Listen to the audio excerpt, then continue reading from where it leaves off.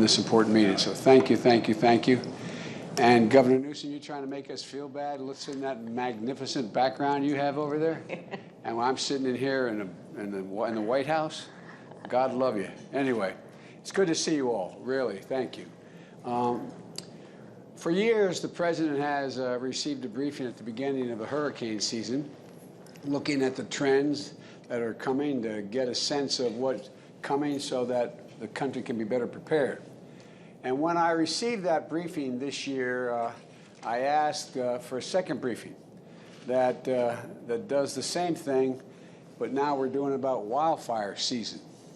And we know this is becoming a regular cycle, and we know it's getting worse. In fact, the threat of western wildfires this year is as severe as it's ever been. And I wanted to convene this group of governors, of western state governors, key members of my cabinet, FEMA leadership, and the leadership from utility industries, and senior members of our White House team, to make sure we're doing everything, and I mean this sincerely, we're doing everything possible to help you prepare for what's coming, and some is already there. The truth is, we're playing catch-up. This is an area that has been under-resourced, but that's going to change if we have anything to do with it. We can't cut corners when it comes to managing our wildfires or supporting our firefighters. And this briefing is going to be an annual event to make sure we're focusing on preventing the fire threats in the first place, as well as responding when they arise. But right now, we have to act, and act fast. We're late in the game here. We're remembering the horrific scenes from last year.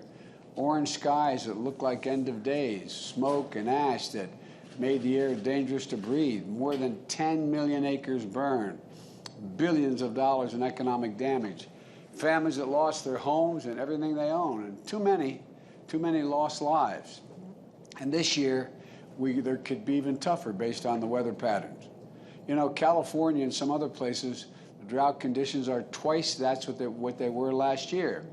And right now, we're seeing record heat in Portland and across the West. And this year, 21 large uncontained fires were burning. This year, there are 36 that are uncontained and burning. There are already about 9,000 firefighters deployed across the region, from California to New Mexico to Utah and Nevada, and it's only June. I realize I'm preaching to the choir here. I know you all know this better than any other people in the country. The fire season traditionally lasts through October. But with climate change driving the dangerous confluence of extreme heat and prolonged drought, we're seeing wildfires of greater intensity that move with more speed, and last well beyond the traditional months of the fire season. And that's a problem for all of us. Wildfires are not a partisan phenomenon. They don't stop at a county or a state line, or a country line for that matter. We need a coordinated, comprehensive response with all the federal government working in close cooperation to support you, the states. That's what this is about. We want to know what you, the states, and localities, and tribal governments, and those in the front lines are facing in this danger, and what you think would help the most. Today, we're taking critical steps to help protect American communities right away. First, we're going to make sure that we have enough firefighters on call who are trained, equipped, and ready to respond for all this fire season. And we're going to pay them. The idea these folks are running into anyway, we should pay them. Last week, I learned that some of our federal firefighters are being paid less than $13 an hour. Come on, man, that's unacceptable to me. And I immediately directed my team to take decisive action to fix it. So today we're announcing what I still think is not enough. This year we're going to provide retention incentives that's going to ensure federal wildland fires, our firefighters are making at least $15 an hour, and provide for additional 10% bonuses for those working on the front lines. But a one-time boost is not enough. These courageous women and men take an incredible risk of running toward the fire, and they deserve to be paid, and paid good wages. You know that old expression, God made man, then he made a few firefighters? Well, it's true. They're incredible. I've spent a lot of time, my whole career with them. So we're going to work with Congress I know many of your senators and representatives have been working hard on this to permanently get federal firefighters a better deal, including improvements in their compensation, their benefits, and their work-life balance. The federal government is also offering funding, when governors request it, to train and equip National Guard members so they're ready to provide a surge of firefighting capacity. You know, one of the things I learned over the years, being so deeply involved with the firefighters, the only thing that saves a firefighter's life is another firefighter. That's the single most consequential thing. And you know, one of the hardest speeches I've ever had to make, and we've all made difficult speeches, was at the funeral of the 19 Granite Mountain hotshot firefighters when the Prescott, Arizona Fire Department got clobbered. That tragedy happened 8 years ago today. That's the reason I mention it. It's hard to remember of all the costs that firefighters risk when they do their job, and their bravery to step up and do the job. Now, traditionally, federal firefighting has been a seasonal job. But because of climate change, and I know you all know it, I hope your constituents know it, there is climate change. It's no longer a seasonal job. This is a year-round mission. So we made sure seasonal firefighters can stay on the job as long as they're needed this year by allowing them to work beyond their term. And for next year, we're working to make more of those positions permanent positions. So that when fires aren't burning, we have a workforce of experienced hands, enhancing our forest management, reducing the risk of future fire in the future fire season. Second thing, we are harnessing new tools and technologies to better identify and respond before new fires grow into large, uncontrolled conflagrations. So, for example, the National Oceanic and Atmospheric Administration, NOAA, has satellite technology that is able to see from space when new fires start while they're still small, even as small as the size of your dining room table. Similarly, the Department of Energy has a sensor array computer analysis capability that can detect in real time the lightning strikes that might set off a blaze. And we're going to use those tools to identify fires that start in remote places and share that information so the firefighters on the ground can respond immediately before fires spread out of control. I know that's not a full answer, but it's real. It will improve things. We're also going to make sure that the people have the information to better protect themselves and their families from smoke and fire risks. This will include launching a new app from EPA so individuals can easily access the latest information on air quality, smoke plumes, and public health guidance. Third, we also have to make investments in our future. That's why the bipartisan infrastructure framework investment of about $50 billion by so-called, anyway, I won't go into it, but a bill that's caused a little attention, infrastructure bill, is going to build resilience to extreme weather events like wildfires, $50 billion. And today, I'm announcing a $37 million federal grant to Sonoma County, California, in support of fire mitigation efforts that are underway. This grant is part of FEMA's BRIC program, Building Resilient Infrastructure in Communities. My administration doubled BRIC funding to support local efforts to strengthen resilience. And because Sonoma knows all too well the devastation wrought by fires, they were the first to apply for the mitigation funding. I encourage more communities to do so next year. And finally, I want to note that the extreme heat we're seeing in the West is not only a risk amplifier for wildfires, it's a threat in and of itself.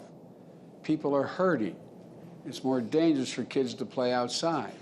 Roads are buckling under the heat. I need not tell all of you. We need people to check on their neighbors, especially seniors who may need a helping hand.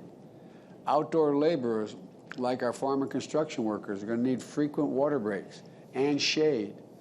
I want to thank the governors and local leaders for providing information to citizens and the resources like cooling centers where people can go to get relief from the heat.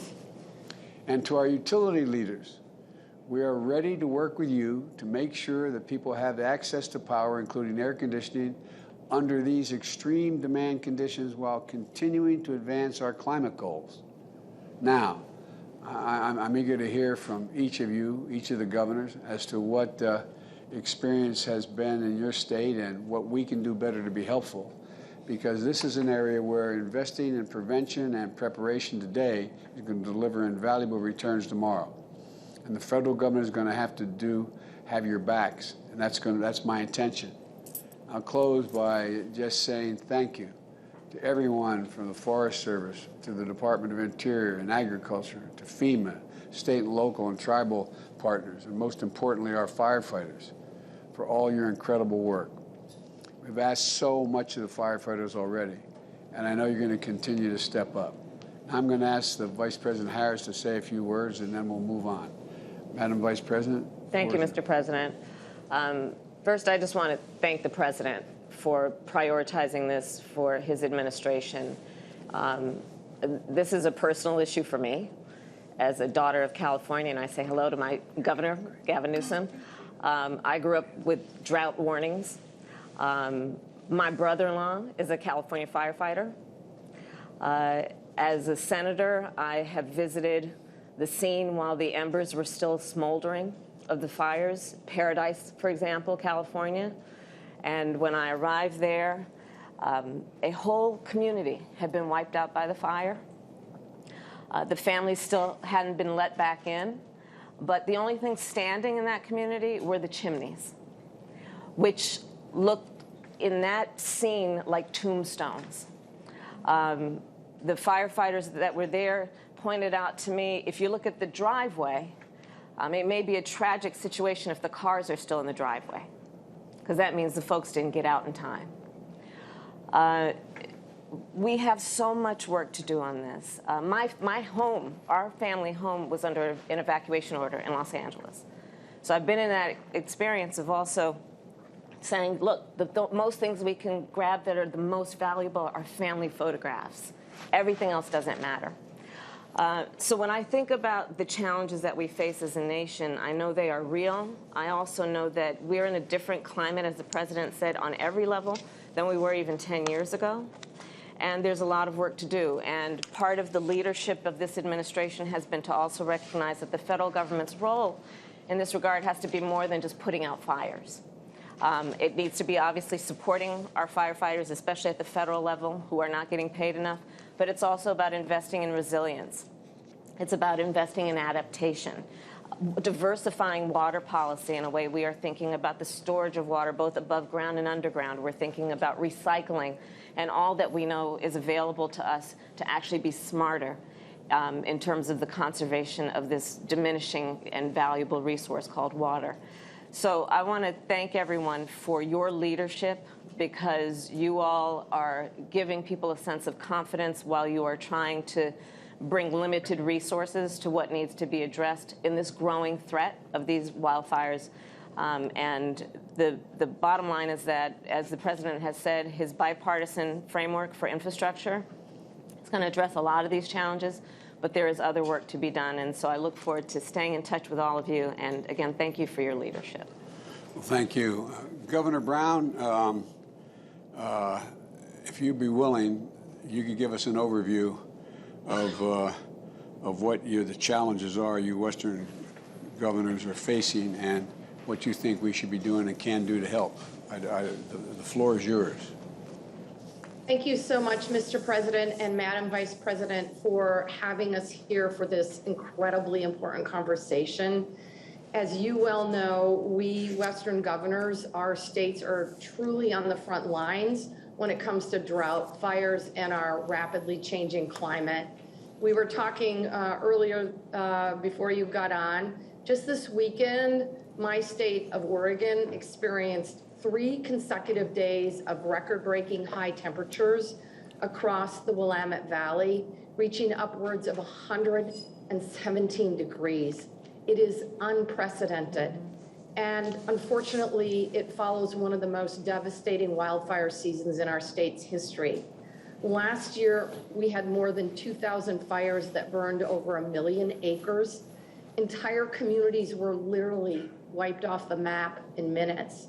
We lost 9 lives, more than 4,000 homes, and nearly 2,000 other structures.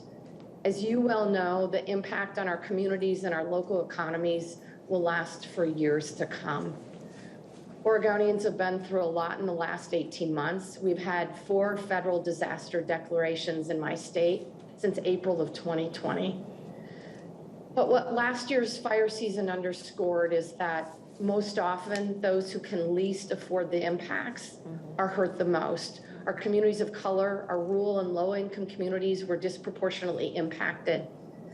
Our disaster preparedness and recovery services must be available to everyone, regardless of the language they speak, the color of their skin, their economic situation, whether they own a home or not, or their immigration status.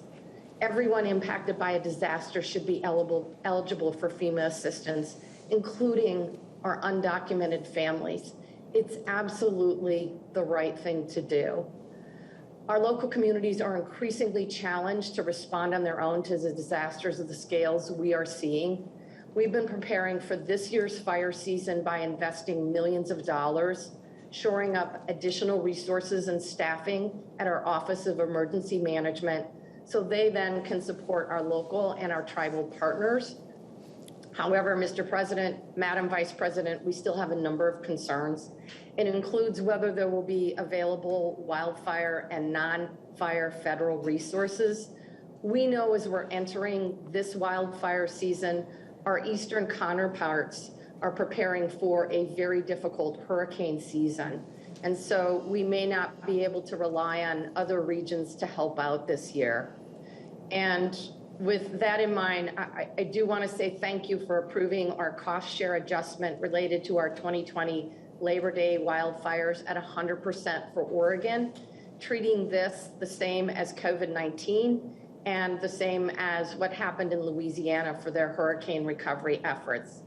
I would also ask that federal individual assistance be approved for disaster mitigation activities for wildfire, just as FEMA recently approved for hurricanes.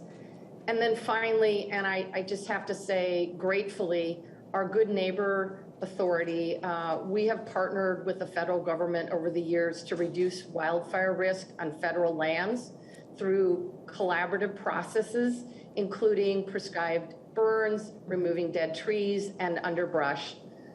With the recent passage of our state legislation, we have an opportunity to fund even more of these Good Neighbor Authority projects together. It's a win-win-win. It creates jobs, creates healthy landscapes, and reduces wildfire risk. And we have the dollars to invest now. So we look forward to partnering with you, and we are incredibly grateful, Mr. President, for your leadership. Back over to you. Well, Madam Governor, I'm not being solicitous when I say we're grateful for your leadership. I really mean it. And one of the things that I'd like to ask before we move on is what would you be looking for us to do at the federal level to strengthen this agreement to build off the lessons that, the Good Neighbor Agreement? And is there anything in particular that you've learned from last season that would add to the needs of this season? Well, you mentioned it in your remarks, Mr. President, making sure we have resources to train our National Guardsmen and women prior to fire season has been extremely helpful the last 2 fire seasons. This should be universal practice nationwide. It's incredibly helpful. We have relied on our National Guard every step of the way throughout the pandemic, and we certainly rely on them in support activities in firefighting. The other piece, and I see Chief Christensen there in terms of the Good Neighbor Authority, this has been extraordinary in our ability to put people back to work in our timber-dependent rural communities, in our ability to create healthy landscapes, and our ability to provide timber for the mills, and frankly, our ability to reduce wildfire risk. And so more resources to collaborate and provide what you describe as comprehensive collective efforts to reduce wildfire risk would be extremely helpful. Well, we ought to get, not in this moment, but we ought to get, no pun intended, deeply in the weeds as to specifically what can be done. And I'd ask my appropriate cabinet members to be working with your people as to what we can do along those lines, because it seems to be self-evident that that makes a lot of sense. But we have a lot of other things to cover here, but I look to Dr. Sherwood. Are we moving? We're going to move shortly. If you want to ask any further questions of governors, or we can move with the press departing and we'll continue our discussion. Let me ask the Vice President if she has any questions, and or any cabinet member if they have any questions for the governor. What I'm interested in, it's really a follow-up to what the president asked. With each consecutive wildfire season, and they are growing in terms of the enormity, what are we learning, and how can the federal government address the challenges and the gaps that you have seen with each fire season in terms of the resources, but also the approach? And, for example, including the public education piece, including the piece that is about encouraging the private sector, where appropriate, to be engaged around resilience and adaptation. On the issue of water policy, what kind of resources do you need that are also preventative as well as reactive to the wildfires themselves? Governor Newsom, do you want to pick that one up? Yeah, no, well, first, if I just may, a little indulgence, and thank you, Madam Governor and Madam Vice President. Mr. President, I've been waiting almost 4.5 years to hear a president say what you just said. It's profoundly important, every word you spoke, and I mean it. Look, it goes without saying, in California, we were engaged in a relationship with the federal government vis-a-vis the Vice President's question. It was more like sparring partners, not working partners. So we have an opportunity here to turn the page on the finger pointing and the rhetoric. We were debating raking policies, literally debating raking policies in this country in the last few years. But our eyes are wide open. By the way, I'm here in your forest, our forest, federal forest in Klamath and Siskiyou County, two of the largest wildfires that we've had year to date in this region. We were up here yesterday. Thank you, Mr. President. I didn't have to make a call to you to get the FMAG approved yesterday up here in Siskiyou County for the largest of the wildfires, the lava fire, which is a few miles away from me. But look, the hots are getting hotter. The dries are getting drier. The smash mouth realities of climate change are here, and they're here decades ahead of when we had anticipated. So across the board, we have to disabuse ourselves of the old timelines and the old frames of engagement. I mean, the seriousness of this cannot be underscored. We had last year a heat dome over the west coast of the United States, not dissimilar to the one we're experiencing north of where I am, and Governor Brown and Inslee have experienced most acutely. But that led to 12,000 lightning strikes in 24 hours and 5 of the most destructive wildfires, 5 of the 6 largest in our history, concurrently in last year's wildfire season. We were burning up. We were choking up. We haven't just heated up. And I should just say this, with due respect to those that don't believe in science, you got to believe your own damn eyes, observed evidence. You know, when you look at that thermometer, 117, 119 degrees up north, we were 123 down in Palm Springs 2 days ago, 111 just 48 hours ago. There's no Republican thermometer, no Democratic thermometer. These realities are here with us today. So, Madam Vice President, across the board, we can't just double down. That's old, stale rhetoric. We have to have a sense of intentionality and responsibility to radically change our vegetation forest management policies, our suppression policies, our pre-positioning policies, the strategies we're engaging, the president just laid out on technology, strategies and opportunities to develop partnerships, not only with Interior and not only with FEMA, but with the Department of Defense, some of those new satellite technologies that have been around, but opportunities to engage in new partnerships with those satellite technologies. The mutual aid system has been stretched in this country. Governor Brown, how many times I called you last year for resources, Inslee, Sislak, Polis, all of you on there, thank you.